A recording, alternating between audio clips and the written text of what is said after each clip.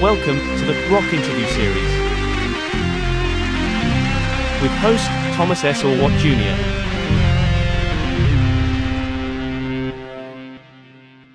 Welcome to episode number 81 of the Rock Interview Series. I'm Thomas Orwatt Jr. It is August 3rd, 2023, and for this feature, I have Robert Sarzo, guitarist, and Tony Cavazo, bassist of the 80s hard rock band Hurricane, as my guest. During this interview, Robert and Tony talk about their new record, Reconnected, touring with Stryper, their past history, Quiet Riot, and much more. So let's get started. Here's Robert Sarzo and Tony Cavazo. Before we get started, please subscribe to the Rock Interview Series. Hey everyone, welcome to the Rock Interview Series, and man, we have a great special for you today. We have members of Hurricane with us today. We have Robert Sarzo and Tony Cavazo with us to talk about a new record that's coming out on August 25th called Reconnected. Yes, Hurricane is back, and judging from the new single that they just put out, Rockstar Cheater, man, they're going to tear your head off with this one. Guys, how you doing? And welcome back. It's great. It's a beautiful day. Yeah, it is. It is. Well, let's get started by talking about, how you guys reconnected, like the album title. I mean, you've been away for a while. You've come back. I mean, Hurricane has always been a great band going back. It's the first EP that you released back in 1985. So what made you guys reconnect and come back and release a brand new record? It was more like an urge. Tony had moved back to Los Angeles, and a mutual friend kind of connected us together, and we talked and said, hey, maybe we should start all over again, because originally Tony and I started the band originally in Santa Monica Boulevard. We were writing there. A friend of us gave him some office space, so we would get together a few times a week and in Hollywood, and we will create. So when we met up back in 2010 in Beverly Hills, we went up and jammed with friends of ours, and we played Amount to You, and we talked about it. And said, you want to do it? Yeah, let's do it. So why not? Here we are. 12 years later. Yeah. But we've been doing, shows with Mike Hansen, our drummer, that's been with us for a good amount of time. Over 10 years. Actually, he was out when I was doing my appearances with Jeff Tate, his version of Queensryche. Hurricane also went out and we toured. So it was both bands. I was doing both shows, and we did a bunch of shows with that tour. And but we've been playing all over the place. We did M3 Festival, and we did Rock Timber. Yeah. And we've done a lot of whiskey shows, Whiskey A Go-Go shows, several of those. Well, now that you have the new record coming out on August 25th, are there any plans to do like more extensive touring, like a North American tour or European tour or anything like that? Well, we don't have any plans as of yet. There's a lot of work to be done before we can even think about touring. We have to first of all, get the full album released and really promote that. And then once we start getting some bites for a tour, we got to put together a show and start rehearsing, and then we'll be ready. But it's a process that we have to do. It's a complete process. We do want to play out. Absolutely. We're really excited, and we love to rock out. So, when COVID came to place, it kind of slowed us down a little bit, meaning that we will probably have had that record out probably 2 years earlier, but it is what it is. And, but yeah, we do want to play. So, we want to see everyone. We want to go on tour the world. The record is being distributed worldwide. Yeah. Escape Music Ltd. in the UK and Europe. And then we got Deco Entertainment here in the United States and South America. And you guys do have a newer lead singer, Dan Schumann. Tell me a little bit about how you picked Dan. I mean, his vocals are absolutely amazing, and he kills it on Rockstar Cheater.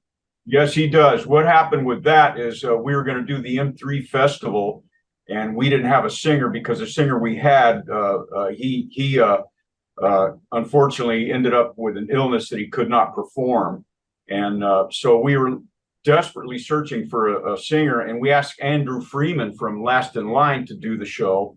And he said he would have loved to do it, but he was not available. So he highly recommended Dan, and we got a hold of Dan, and we invited him to come to a rehearsal, and he came prepared. You know, he had the pipes, and we go, "You got the gig, dude. If you want the gig, you got it," you know. So he's been around ever since. And that was what, 2 years ago? Oh, a little bit over 2 years. Yeah. 2.5 years ago. Yeah. Great guy. Yeah. Fabulous singer, absolutely. Anyone that listens to that song, Rockstar Cheater, would definitely tell you that. So when did the actual writing process begin for this record? It depends on what song. Some songs we wrote a long time ago, and we just sat on them, never did anything with them. And other songs like Rockstar Cheater, we came up with a month before we submitted the tracks to the record company, and that was the last song that we recorded. Rockstar Cheater, it was the last one, and you know, but it just depends. You know, like the Hand of Soul song, that, you know, I came up with that idea years ago, and I sat on it, never did anything with it, and then Robert came in and he, you know, took it to a different level. And then Dan came in with his vocals, and it turned out great. And then the same thing with Behind Your Shadow, a song called Behind Your Shadow. That was a song that we wrote way back in the 80s, you know, before even our first EP came out. And the reason why that wasn't on the EP is because we had another song called It's Only Heaven. And that song at that time, we liked it better. We thought it would do better. But Behind Your Shadow is a great song. And sometimes I wonder if we should have used that one instead of It's Only Heaven. Definitely want to go back and talk about the early history of the band in a little bit, but I still want to talk about some of the other tracks that you have. You did a cover of the David Bowie Queen song, Under Pressure. Why did you decide to do that song? Well, you know, we're fans of Queen and Bowie. So we love their music. We love what they have created. And originally that was going to be in a movie, that track. And for some reason, I don't think they got the licensing, or so we hung on to the song, and we're like, you know, I think it's a good timing to maybe do something with that song to release it. And, you know, we had Dan Schumann sing on it, and he killed it. He was just fabulous on it. So that's how the whole thing came about with that one. And then with the whole, what's going on in the world, I mean, it's a perfect song to put out many years later after the original one at Queen. And I don't know if anybody else has ever really done a cover of that song. I mean, I looked a little bit online for it. I didn't see anybody that I could tell that it was, you know, as a release. So it's a great song. So we threw our own little twist into it. Yeah, we did respect the song. We didn't want to make it like really heavy or heavy metal sounding or anything like that. We wanted to do the song justice, and we wanted to make it to where the integrity of the song still stands the way the original version. And so we just did our version, you know, and it sounds really good. You know, it's not too far away from the original version. It's just got a little bit different tones to it because of the way we play it, but it's not something disrespectful towards the song. We wanted to keep it, you know, keep the integrity of it. Yeah. I want to talk about some of the other tracks on the record. There's the second track on it is called You and I. Can you tell us a little bit about that track in particular? Well, You and I was one of the later songs that we recorded as well. That's a song that really Robert came up with Dan, and you know, he sent me the tracks, and I recorded them here in my own little studio and sent them back, and it came out that way. But I'm not sure what the song is about. I've never really read the lyrics to it. It's about a relationship, you know, boy, girl, or whatever, you know. It's about two people, but it's really fun to play guitar. When I was, tracking it just had such a good bounce to it. Yeah. I don't know. To me, it sounds a little danceable. I'm Cuban. I was born in Havana, and I grew up with the dance feel, the dance music, and I think it's got a little bit of that Miami swag to it, perhaps LA. It's got that vibe to it. But yeah, that's what the song's about. It's a relationship between two people. That's why it's you and I. Right. Okay. And what about the song Innocent Girl? Tell us a little bit about that particular song. Well, Innocent Girl, it's an interesting concept about that song. I originally wrote that song with Rudy Rails, and that goes back to my After the Storm album. It's actually originally was done as a ballad, but we had ballads already, and I figured, I started messing around with the song, and I started like giving it a new vibe to it, and now it's a heavy song. It's kind of reminds me of a military kind of a marching, a lot of soldiers in sync marching and down. It's almost a tribal. And so I gave it a whole new feel, new twist, but I love that melody. I love the lyrics. So that's, Tony came out with some great bass lines on it, and Mike on the drums, a great feel. It was just really tight. There's a few guitar tracks in there recorded, but they're all in unison, just pushing together, just like a rock band, everybody in unison, tight together. Yeah. And, that's Innocent Girl. It's about a girl in New York City, Manhattan. Yeah. You also did a remake of your big hit, "I'm Onto You." Tell us why you decided to do that song and put that song on the record.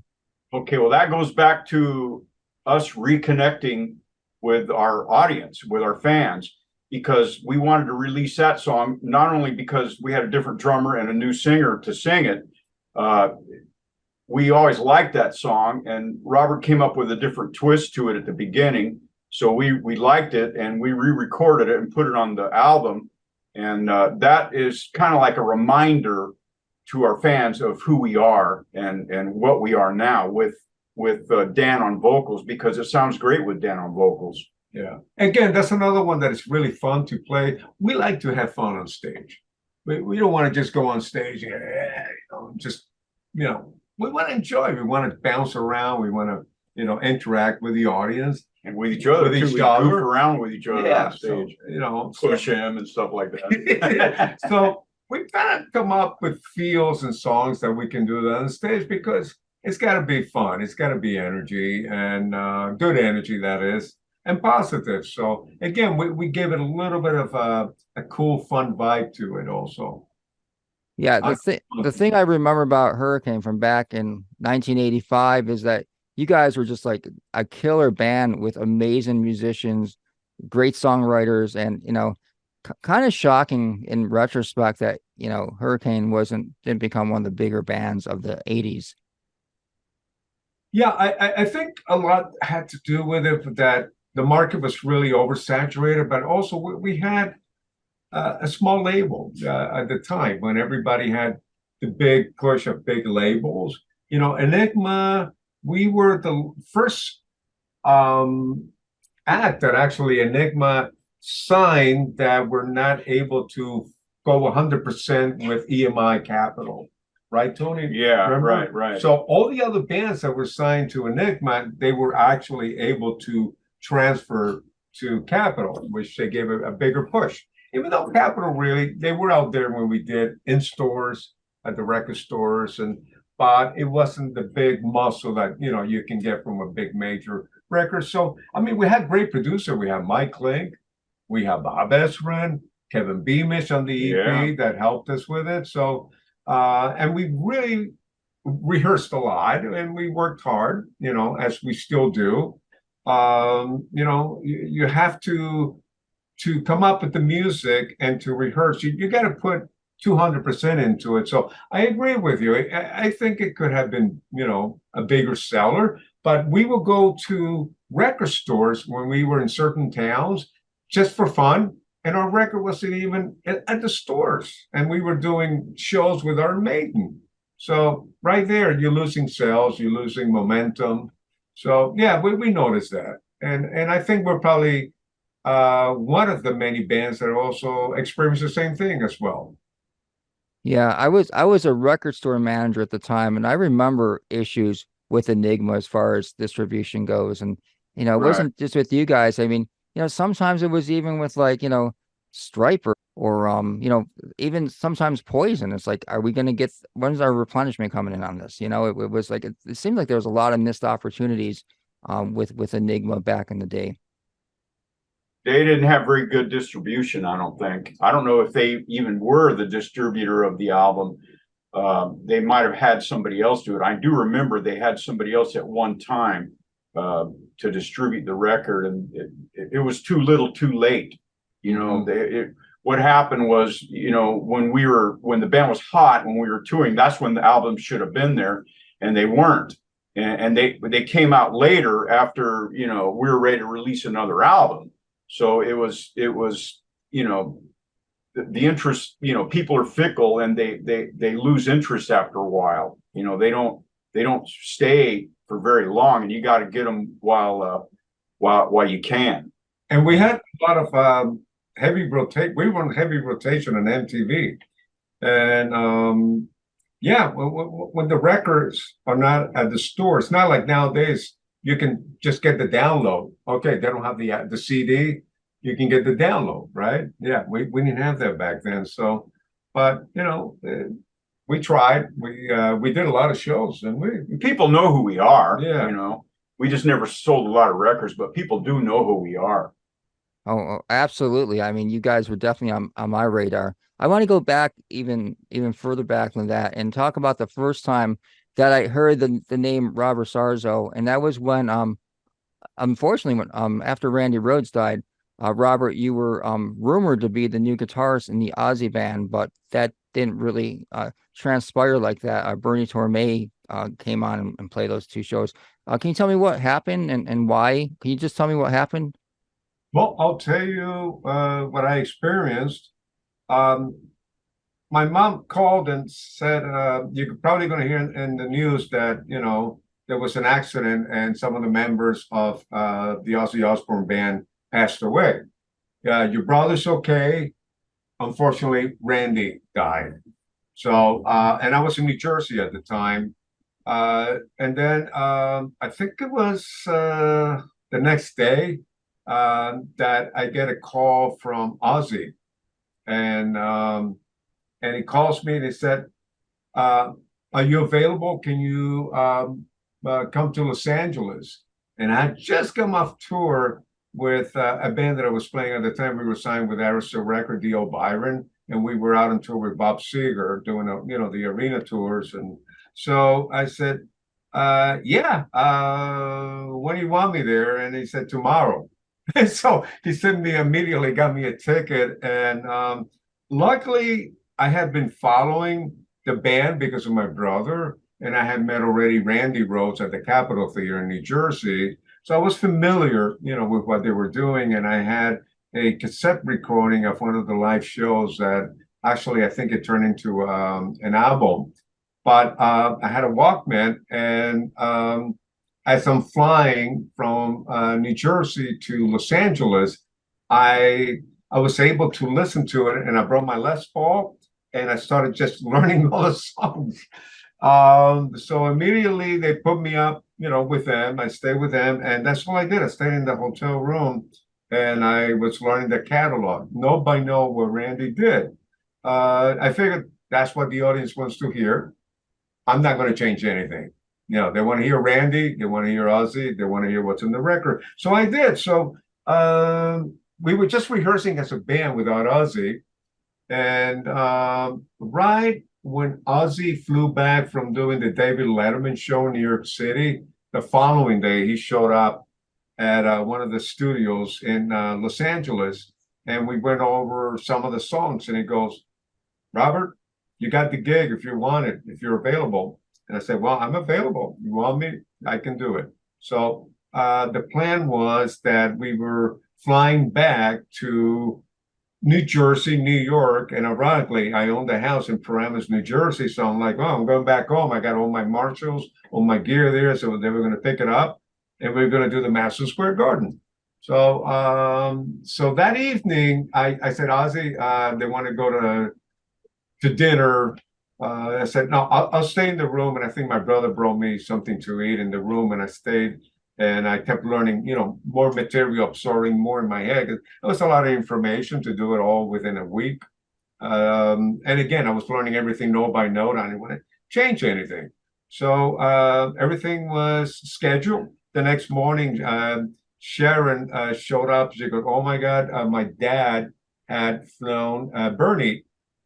I don't even know if she said Bernie, but I found out it was Bernie after the fact.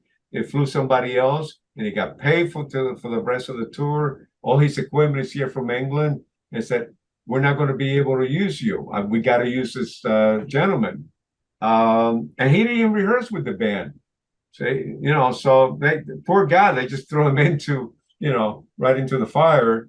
And so I'm like, it's okay, And so we all flew back together.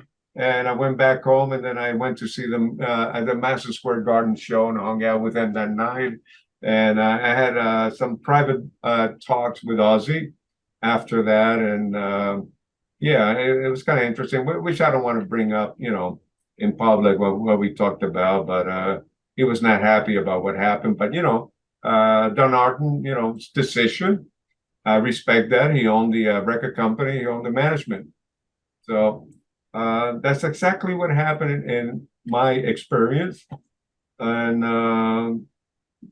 After Bernie, because Bernie only played with them for a few weeks, I believe. I actually did see one of the shows in Buffalo, and it was really weird. His playing was, I didn't think he was the right fit at all, but I understood at the time. I understood why he wasn't the right fit, because he probably didn't have enough time to rehearse.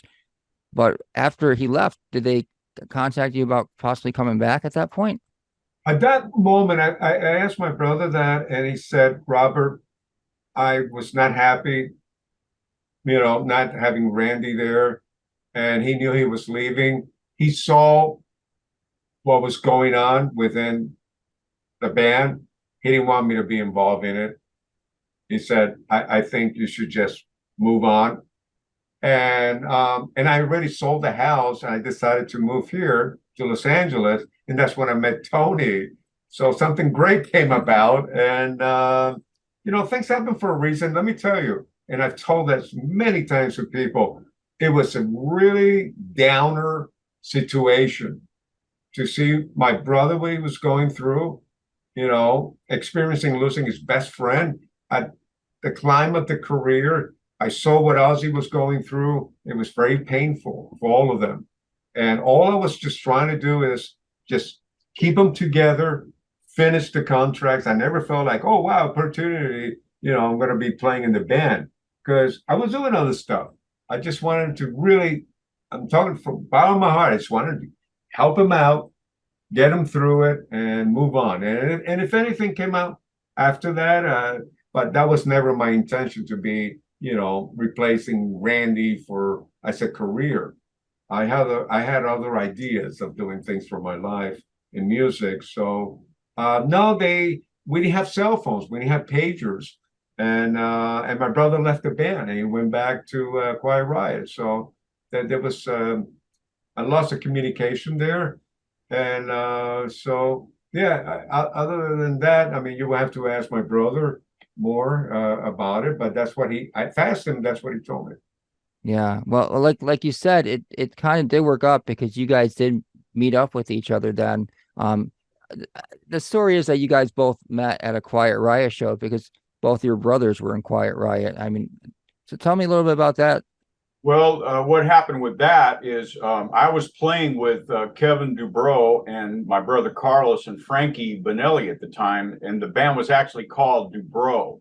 It was not Quiet Riot, but it was the same song, same everything. they named it back to Quiet Riot when Rudy came back, because he was like, I don't think he was the original bass player for Quiet Riot, but he's the one that was the most well known.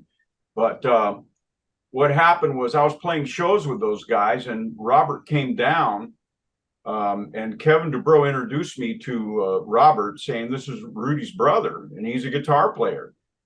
And I go, "Oh, cool." And that was the same night that they let me go, because Rudy wanted to come back. And I knew that that was only a temporary gig for me. And when Rudy came back, I thought to myself, well, that's going to really, make the band, much more recognizable with Rudy because of his experience with Ozzy. So me and Robert, we hit it off. We became good friends, and we talked about putting something together, and we started jamming with other musicians, and we were going to put a band together with those guys. And then it just wasn't gelling for Robert and I. And we said, you know what, let's forget about these guys. Let's just go in and start writing our own stuff, and then we'll find a singer and a drummer. And that's what we did. We found our singer, Kelly Hansen, at the time. We went down and watched him play in a cover / original band at some nightclub, and we talked to him and asked him, think about it. We're working on a new record right now, and we're writing songs, and we'd like to have him come down and write with us and work with us. And it took him a few days, and he called, and he said he'd accept the gig. So he came down, and we had a different drummer than Jay at the time. And the story with that is we had a jam session with the drummer from Loudness, believe it or not. And we thought to ourselves, that's the kind of drummer that we need. We need a basher like that guy. And that's when we found Jay. Jay was the right fit. And the guy from Loudness, the drummer, he's the one that inspired us to find a heavy hitting drummer, and we did with Jay. So yeah. The other drummer, excellent drummer, but he was more fusion drummer, kind of jazzy guy. So he was more on the light hitting on the head. Yeah, he was an incredible drummer. We wanted somebody who was heavier, with a heavier feel, because we were loud. We needed somebody who could push some more air out of the drums. And but yeah, it worked out well. That was like, the final fit. And Tell me about the very first Hurricane gig, and where do you remember where it was, and how did it go over? Wolf and Real Wolf. It was a country club. Wolf and Rissmiller's Country Club. Was it really? Yeah, I think that was our first gig. Because what happened with us is we became friends with a lot of people on KNAC, the radio station, and we submitted some of our tapes to them, and they liked it, and they were playing our songs on their radio shows. I guess back then those DJs could have their choice of what they wanted to play.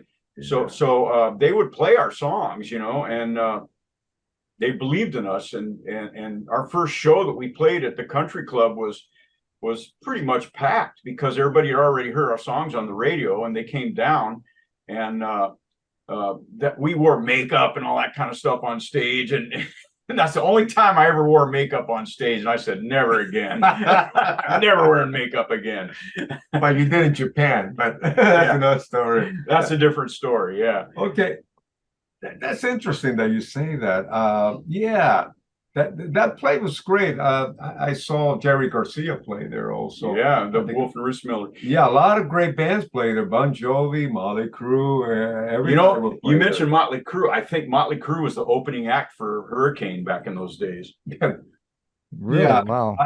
I heard through the grapevine, and actually Slash told me, he says, when I went to his house a few years back, he goes, I used to go and see you guys play.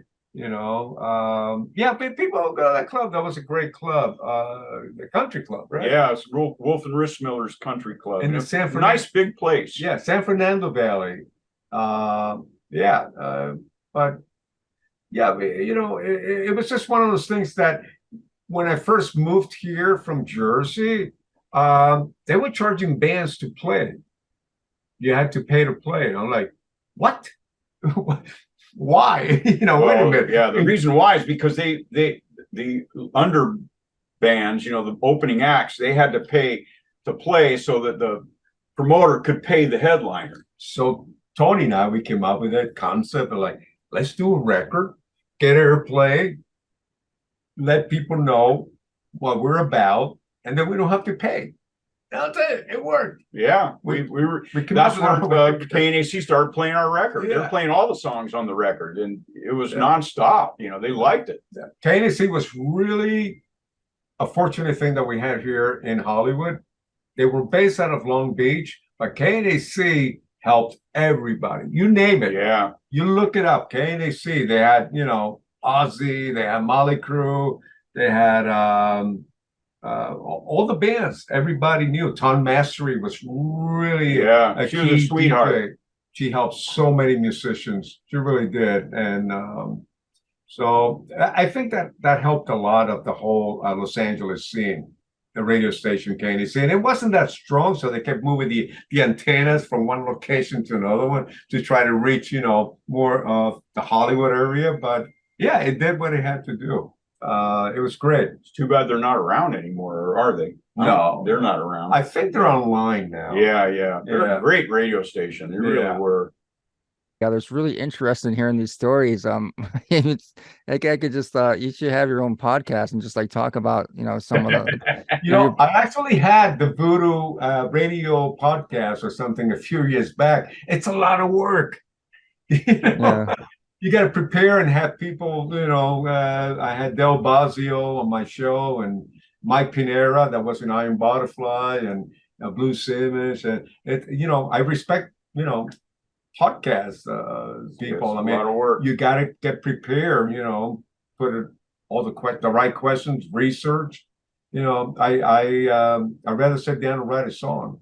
Yeah. So that way we can play the song. I want to talk about the first EP that you put out, Take What You Want, which was released in 1985. First of all, it was just originally when it was released, it was just released as an EP with 6 songs. Was that basically just to try to get that major label? And were there other labels interested in you guys besides Enigma, who eventually ended up signing you for your first full-length record? Well, we decided just to put an EP out for financial reasons. We were funding it ourselves with help from friends and people that would help us. It was like the early version of GoFundMe. We would ask people to help us money wise, and they would invest in it, and we were able to hire Kevin Beamish to help us produce that record, and that sparked the interest from the record company. And what I understand is that the president's wife, Lane, she liked our band, and she told her husband, "You got to go see this band. You got to go see this band." And he came down and he wanted to sign us. And, we just wanted a record deal. We weren't, we knew that it would be really hard to get into a bigger label. So we kind of thought we could use Enigma as a stepping stone and then go up to a bigger label. Maybe a bigger label would buy our contract out from them or something like that. But it never ended up like that. We were on Enigma for all those years, for the 3 albums that I played on with Hurricane. Robert played on 2 and I played on 3, and then I didn't play on the 4th one that Kelly and Jay did. They had different people playing on that one, Liquid Fury. But and that was the last thing we've done until now. So yeah, during that time, you were touring with Stryper quite a bit. I did see you guys play him, well, not Robert, but Tony play in Buffalo at Kleinhans with Stryper. And so what was it like playing with Stryper all those years? Or well, we had to mind our P's and Q's. We couldn't drink, not at the gig or backstage or anything like that. And if we had a beer or something, we had to really be sneaky about it. They were really worried about what was going on backstage because of their religious connotations they had with their music, and people bringing Bibles and all that stuff to the concerts, and Michael Sweet and I became good friends for a while, and he invited me over to his house, and I went to his house. We were going to have dinner, we're going to have a steak or something, and he asked me if I wanted a beer, and I go, sure. So he opens up the refrigerator, hands me a beer, and I looked at it, I go, why don't you grab one? Have one with me. And he goes, I'd love to, but I can't. And I go, why? And he goes, because I get people coming to my door all the time, wanting to talk, the Bible stuff and everything like that. And the last thing I need is for somebody to come to my door and they smell beer in my breath or something like that. And I go, oh, that's a shame, man. And I know he wanted to drink one, but he wouldn't do it because of that. He believed in what he was doing, and he was sticking to that conviction of what he was doing. So I tip my hat for him sticking to those beliefs. They were a lot of fun to tour with. What did we do? Over 200 shows with him? Yeah, baby. And about that. Yeah, we were actually once we got to know them really well, we would put smoke bombs under Robert Sweet's drum riser, and they will be playing like really nice ballads on this, all this blue smoke coming up because he would put a fan with his hair up, and we would terrorize them. Yeah, we'd play practical jokes on each other all the time. And they would do that. We would be playing in the middle of a song. They'll come on stage with pizza boxes of pizza pie and feed us while we were playing. So we had a lot of fun with those guys. Yeah. It became one big family. Plus, we were on the same record company. So when you're traveling with another band, you're doing over 200 shows. You get to know the guys. For a year. Yeah. It was cool. Yeah, but they were very religious, and they still are. I think it's good. Yeah. Were there any other bands that you toured with Stryper? I couldn't remember thinking back to it. We did stints with Iron Maiden. Yeah. Cheap Trick, Gary Moore, Saxon, Macaulay Schenker, Rick Derringer. Yeah, Rick Derringer for a little bit. Edgar Winter or Johnny Winter? I think it was both. Yeah, yeah. Ted Nugent. Yeah, we did little stints with all of them. We were always playing out. Yeah, yeah. If we weren't rehearsing and we had a lockout studio, we were always playing. Just traveling, playing. There will be times we will not be home. We will be gone for 6 months. Without a cell phone, pager, none of it. I came home and I had a little baby boy, laying on the floor on a towel when I came home off the road one time, and I go, "What? What happened? What happened?" Wow. He's my son. He's all me. Oh yeah, no, it looks like you. No, I knew my wife at the time. She was going to have a baby. I knew she was, and I felt bad about leaving her, but she did good. She delivered my son TJ on her own with her mom helping, and I came home 4 months later. It was really hard to experience that, because I remember going into a hotel lobby in Pittsburgh, and the lady behind the desk goes, "Are you Tony Cavazo?" And I said, "Yeah." And she goes, "You better call your wife. She just had a baby." I'm going, "What?" So I went in there, I called her, and she couldn't even hardly talk because she was, under medication and stuff. But I talked to her, my mother-in-law at the time, Okwa. I talked to her, and everything was fine. TJ was good. And then she sent me videotapes, and I watched it on with Tim Gaines from Stryper at the time. I watched it on their bus because we didn't have a video player in our thing that we were touring with, and I watched it, and it just really saddened me that I couldn't be there. It was a tough pill to swallow, but that's life on the road. That's the life of a musician. You miss a lot of stuff. Sometimes it's lonely. Yeah. It's a lot of quiet moments that people don't know that. It's a lot easier now, with Zoom and internet and all we that. can FaceTime and things like that anytime. Oh, it's great. So it makes it a lot easier for people that are never home. They can talk to their loved ones anytime they want to. Yeah. A lot of people do say that on the road, you have a lot of acquaintances, but you really don't have very many friends, and it does get lonely. Yeah. Just your bandmates, and that's it.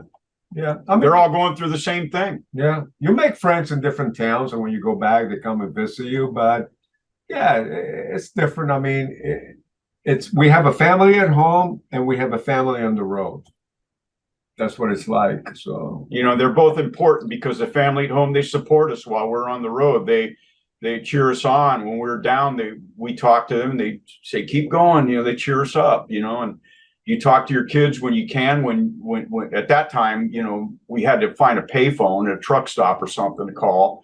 And, I would talk to, my daughter, and my son, of course, was too little. He couldn't talk yet, but I would talk to my daughter, and it cheered me up a lot. It really did. He used to write letters, back in those days. And, now you just type an email and send it or a text or something. But you used to write letters and put a stamp on it and drop it in the nearest mailbox to go home. That's what we did back in the 80s before all the technology became, I guess, a luxury for us all in a lot of ways, but sometimes not. Yeah, Robert, I wanted to ask you, you left after the second record. What was the reason for you leaving the band at the time? Yeah, I just felt that things were moving in different directions. And, just like it happens with many other bands, and sometimes you experiment and, you record something different. And Enigma kept my options, so I actually did record an album. And that was the one from After the Storm, which was released many years later. What happened was also Enigma closed the door. They shut down. So it left everybody just hanging. So a lot of people say it was Vinnie Vincent that bankrupted them, but I'm not sure if that's just rumor or actually truth. That's probably rumor. It could be. I don't know. I've never heard that, but the follow-up record after Robert left was quite controversial with the record cover. Tony, tell me a little bit about, were there any like regrets after releasing that record? I mean, nowadays nobody cares. Back then, everybody cared about stuff like that. But I knew that if we released that album cover the way it was, we were going to get a lot of slack. And the way I looked at it is, it's a sex toy, that machine that lady was sitting on. It's a sex toy. Everybody, most women have sex toys, and they did back then too. So what's the difference? Everybody used them, back in those days.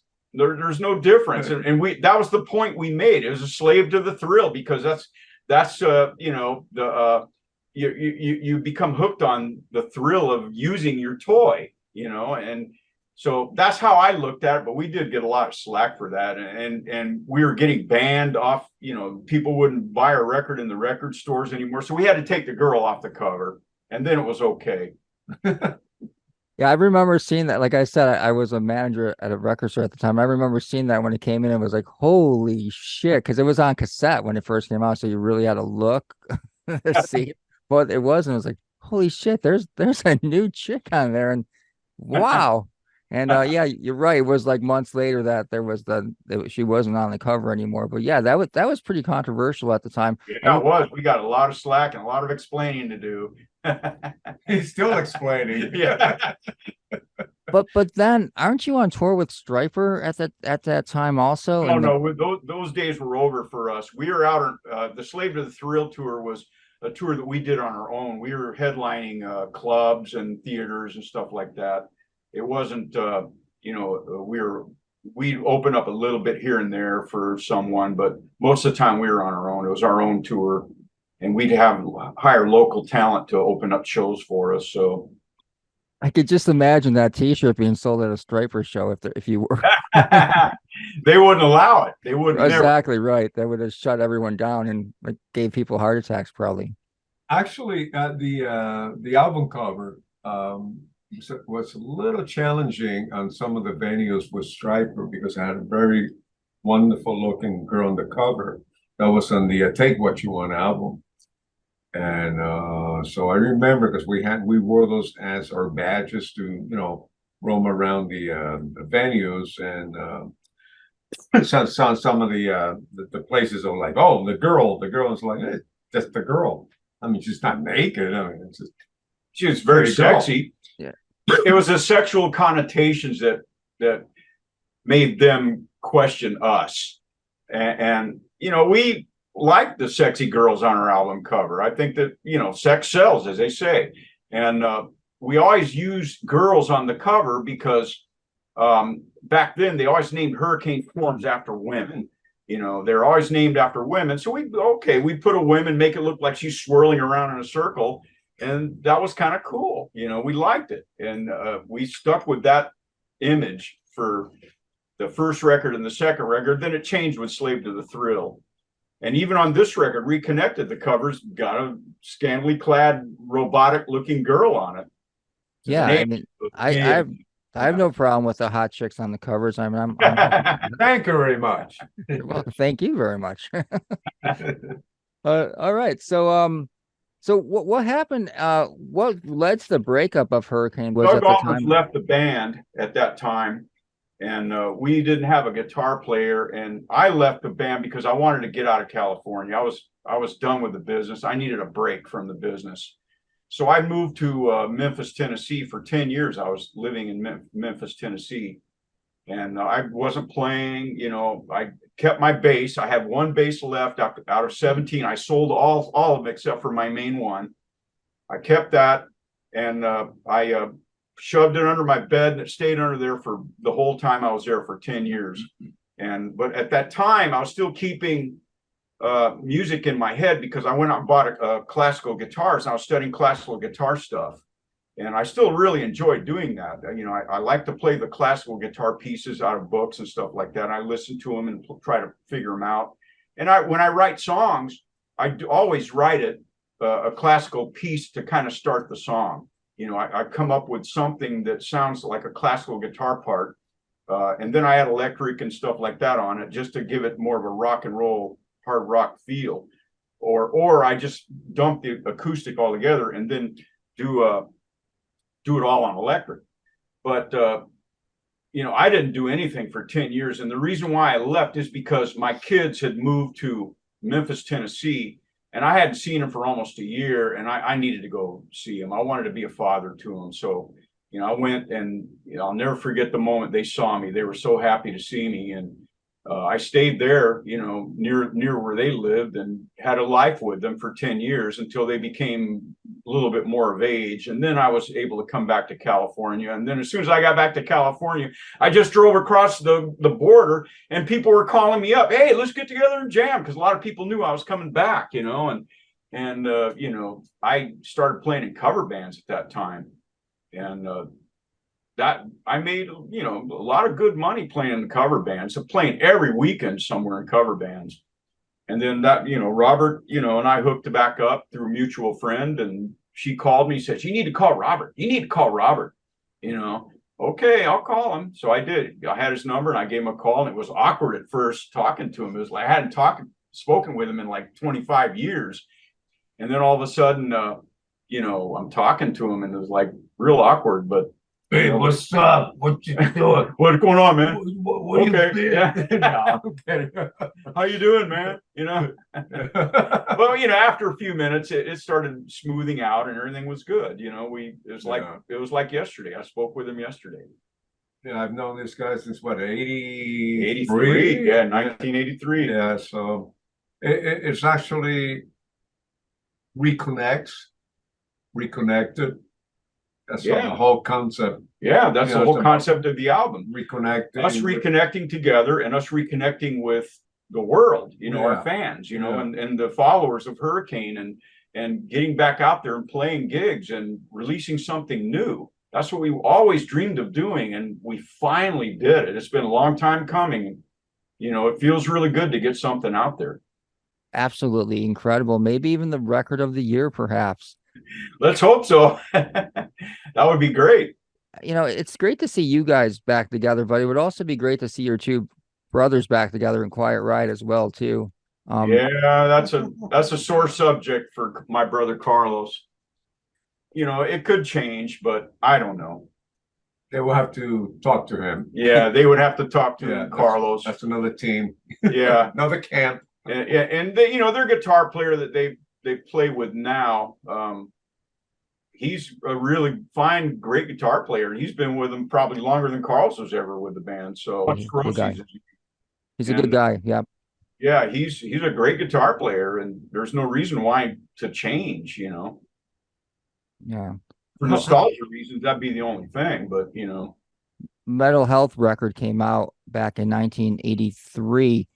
You guys must have been really proud of your brothers to have the success that they had. I mean, they were all Actually over made it MTV. to number one. It was the first heavy metal band to Yeah. make it to number one. Still, they made it to number one. They did it before Zeppelin, before Sabbath, Yeah. before any of these bands, Yeah. and they did it. And I'm proud of them. Of course, I'm proud of them. Yeah.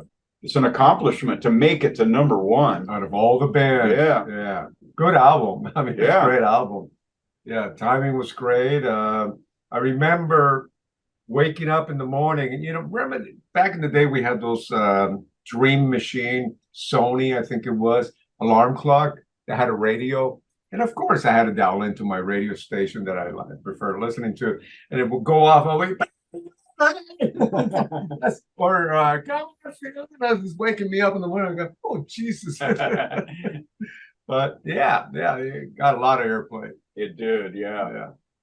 And I scored on that because I co-wrote "Bang Your Head" on that album. Yeah. It used to be an old Snow song. When Carlson and I had a band called Snow, it used to be a Snow song with a different title and different vocals, but the music and everything was the same. And I came up with that music. And Kevin called me one day, Kevin DeBro, and he asked me, would you mind if I use that on the album? And I was kind of surprised that he liked, but I always knew he liked the guitar riff on that.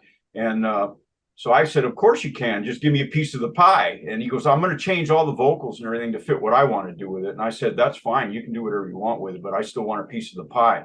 And they gave it to me. So I got the 25% writing and publishing on that. So that's good. Yeah, that's amazing, especially when it sells like 6 million records. Yeah. Yeah, and I still get residuals from it to this day, so it's great. It's like never going to stop. It's a top 10 rock and roll anthem of all time, I would say. Yeah. Oh yeah. You can't go to any sports event without hearing that song. Yeah, I know. It's great for the alarm clock. Yeah, it wakes you right up.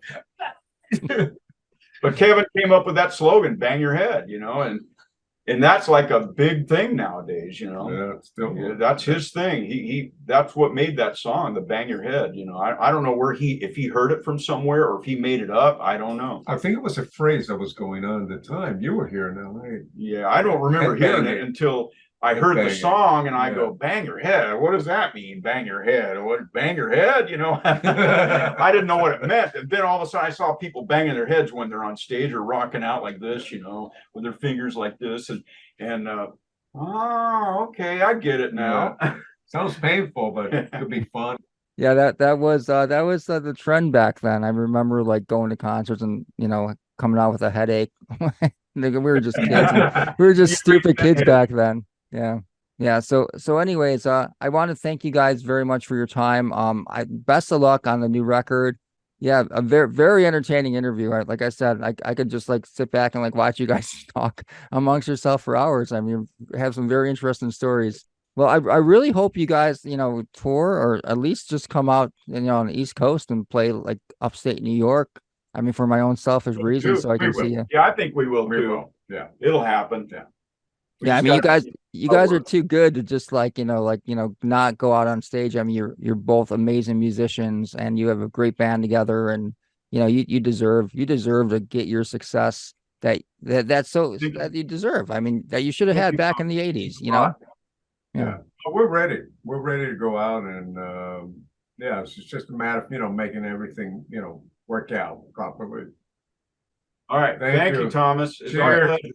Cheers. Rock on. Yeah, we'll see you guys. Bye.